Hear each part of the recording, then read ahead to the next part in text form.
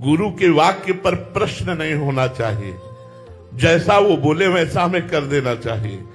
महाभारत में एक प्रसंग आता है कि उनके गुरुजी ने कहा कि खेत की मेड़ जो है वो टूटने न पावे, वर्षा हो रही है, बेटा जाकर उसकी रक्षा करो। वहां गए, उनको मेड़ बांधना आता नहीं था और गुरु की आज्ञा थी कि मेड़ टूट करके खेत का पानी बाहर न जाने पावे।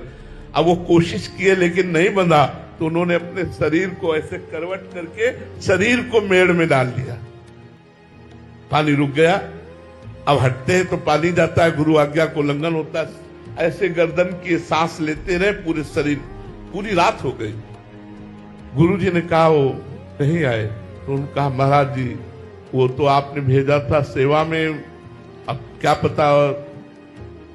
बोले चलो पता करते हैं। सुबह जब गए आवाज लगाई तो बोले गुरुदेव यहाँ मेड़ पे हैं, तो यहाँ क्या कर रहे हो? बोले आपने कहा था आप पानी न निकलने पावे, तो मेड़ को मुझे बांधना आता नहीं, इसलिए मैंने अपने शरीर को ही मेड़ पे। बोले उठो आओ। नजदीक बुलाया और कहा जाओ, तुम्हारे हृदय में संपूर्ण वेद स्फुरित हो जाए।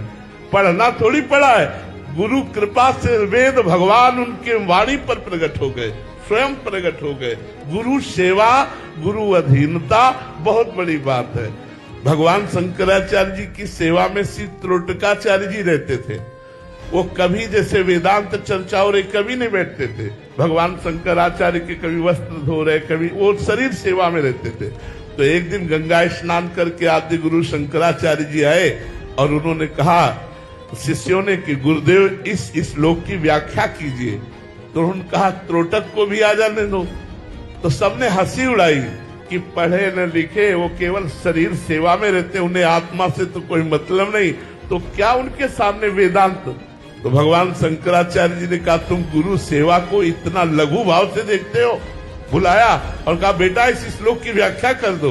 तुरंत वही गुरु पद पर बैठे त्रोटकाचार्य पदवी पर तुरंत